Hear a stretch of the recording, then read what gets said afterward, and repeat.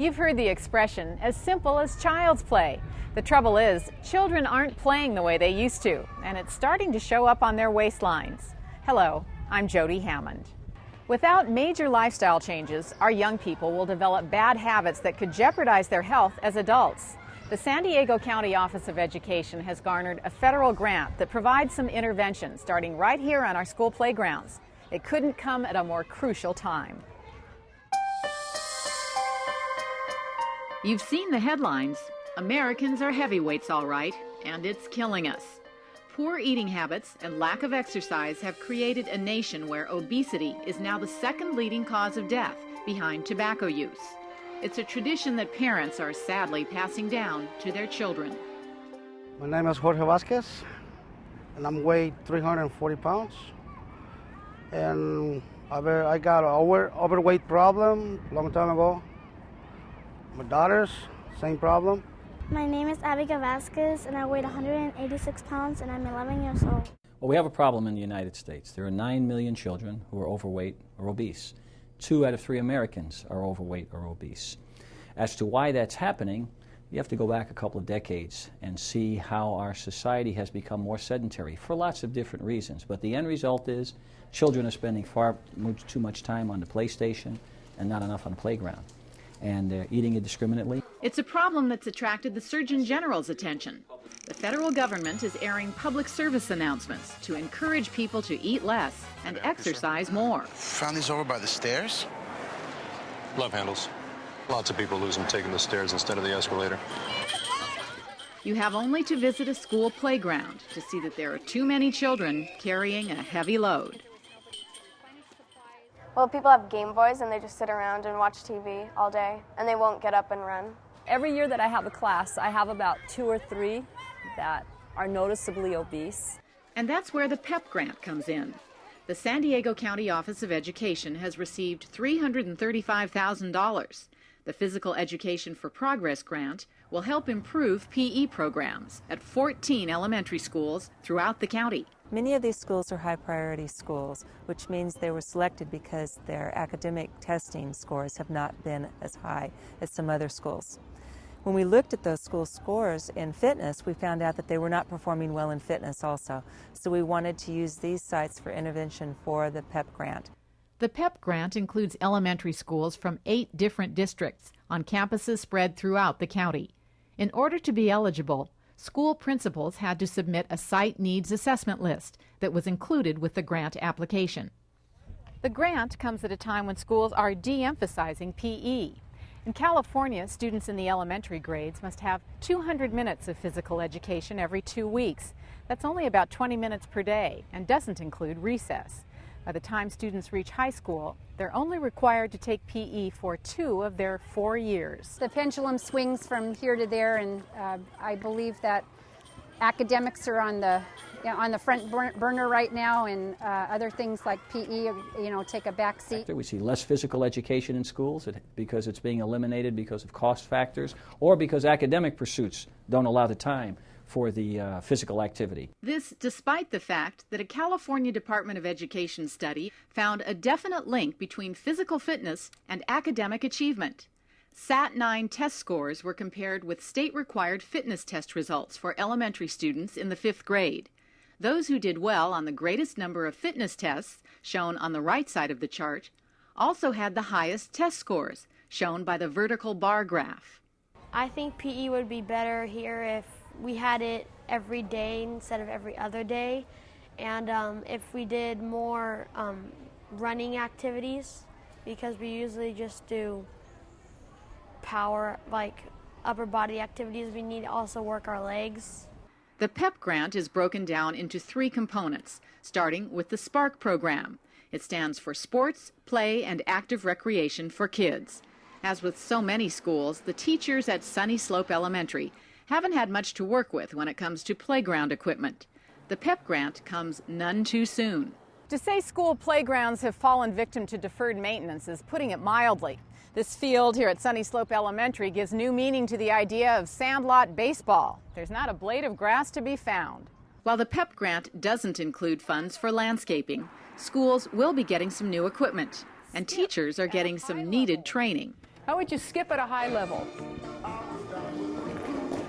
Good. How could you get even higher?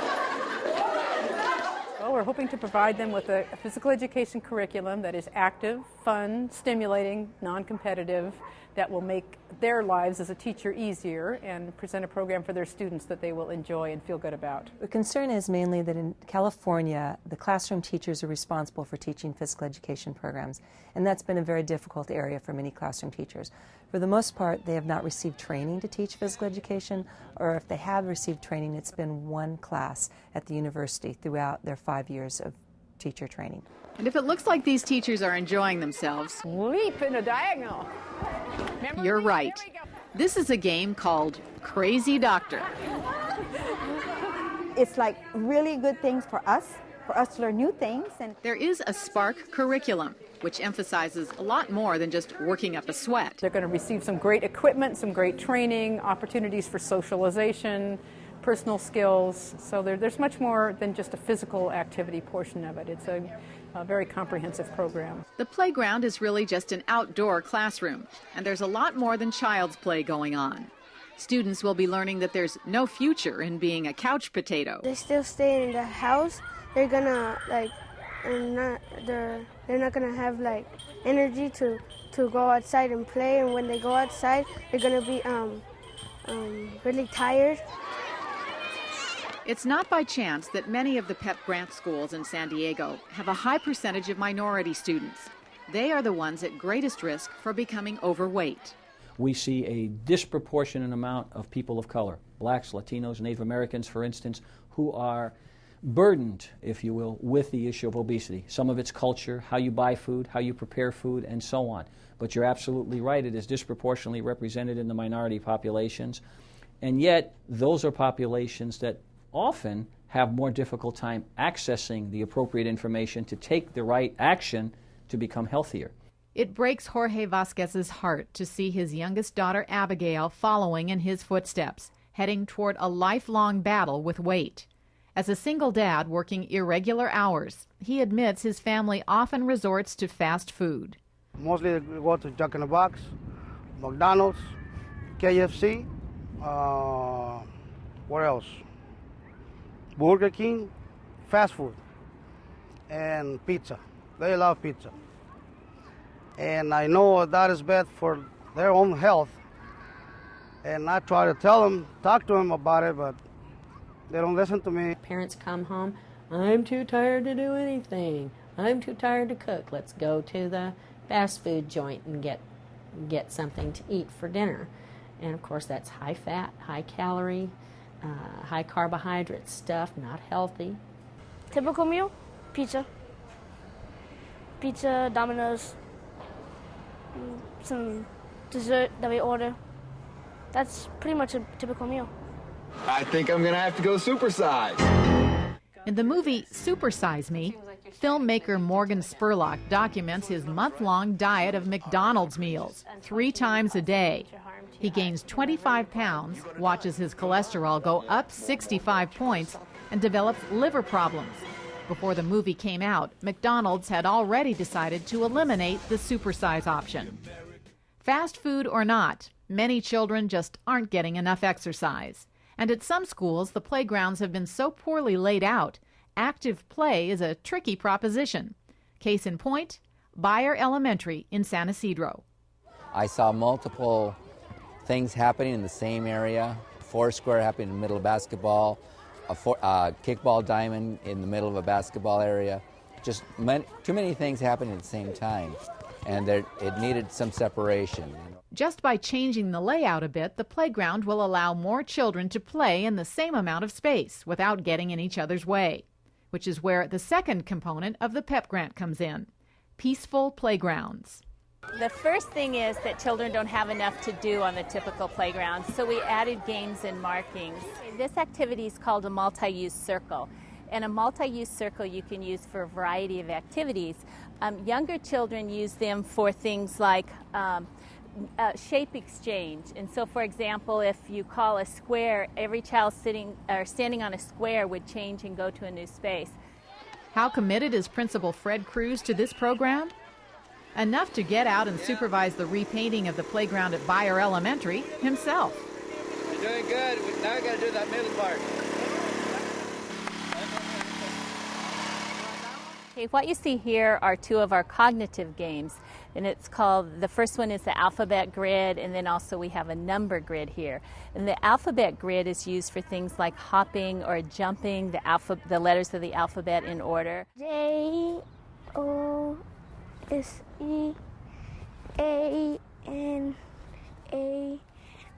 The number grid is used for things like adding numbers together and practicing adding, or it can be used to ask kindergarten children, for example, learning their phone number to jump or hop their phone number. Peaceful Playgrounds is a way to redesign your playground, and it adds about 100 types of markings on the playground that are colorful, they're stenciled on, and they're very attractive and inviting for physical activity. New games mean new rules, or at least getting everyone on the same page about the old rules. Otherwise, you open the door for conflict.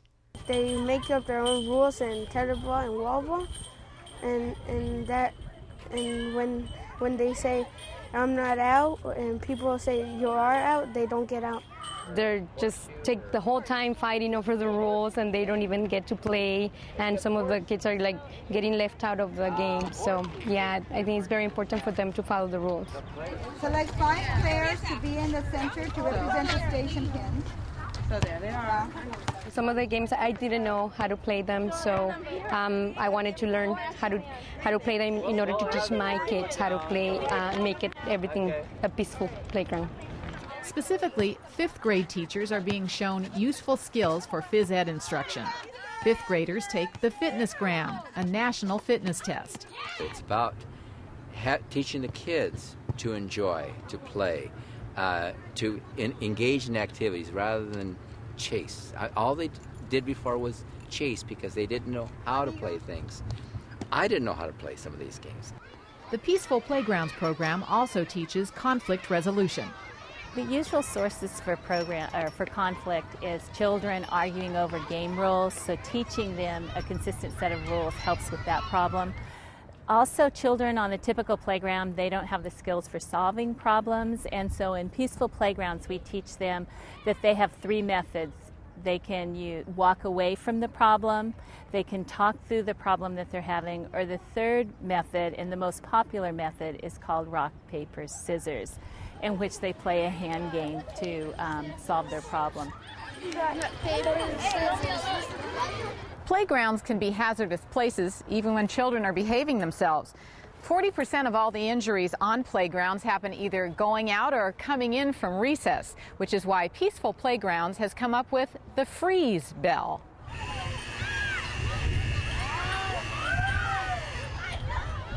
So by having them freeze and a nice transition, then we found that kids were not getting tripped and running back to lines and falling. Instead, they walked back in an orderly fashion. Now that the playgrounds at the PEP grant schools have gotten a facelift, a lot more students are having a chance to work up a sweat. It's amazing how much difference a little paint can make. I look at the playground and I see almost everyone involved in cheering or playing, but mostly playing. So yeah, there's a lot more participation on the part of the kids. BEYER School 5th grader Alexandra Castellanos says more children are playing now and following the rules. There's no more fighting. Games are rotating a lot quicker. Disagreements are far less. I'm not seeing discipline problems at lunchtime. The kids are they're better able to play, and they also have more options.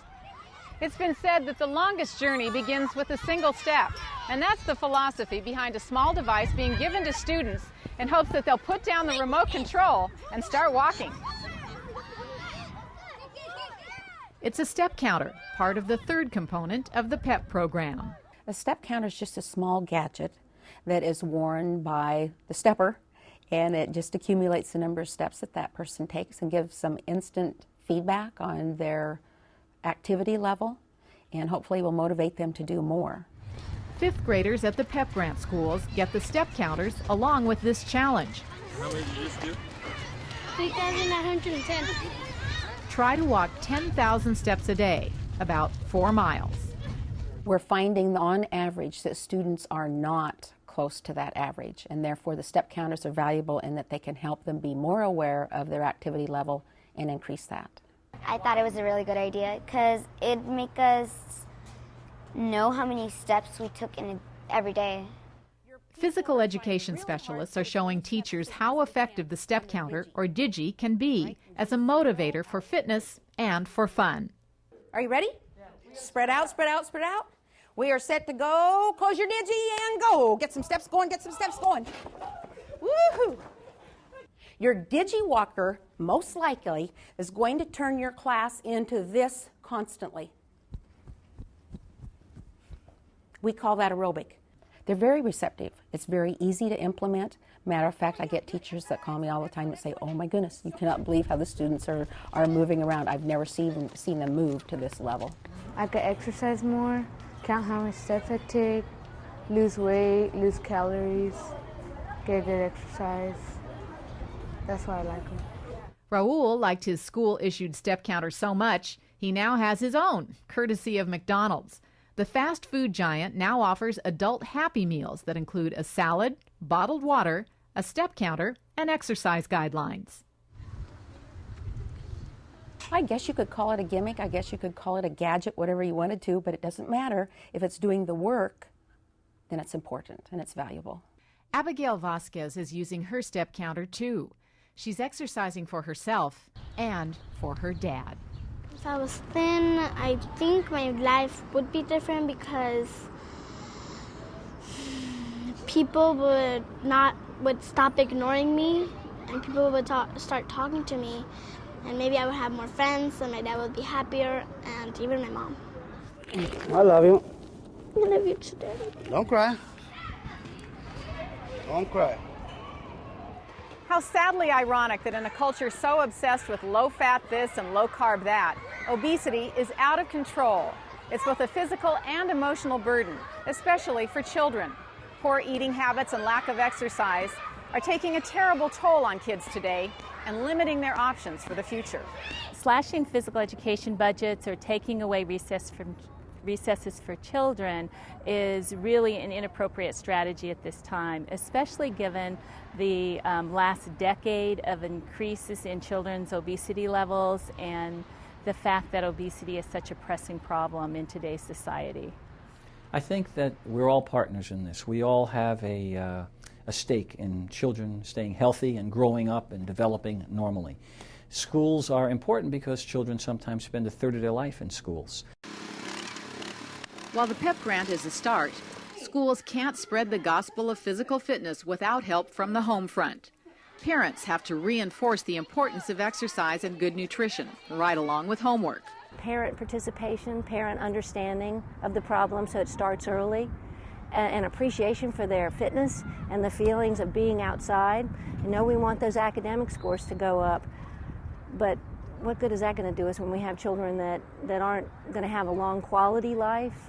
It's a question educators are wrestling with in an era of lower budgets and bigger waistlines. Jody Hammond for Schools in Focus.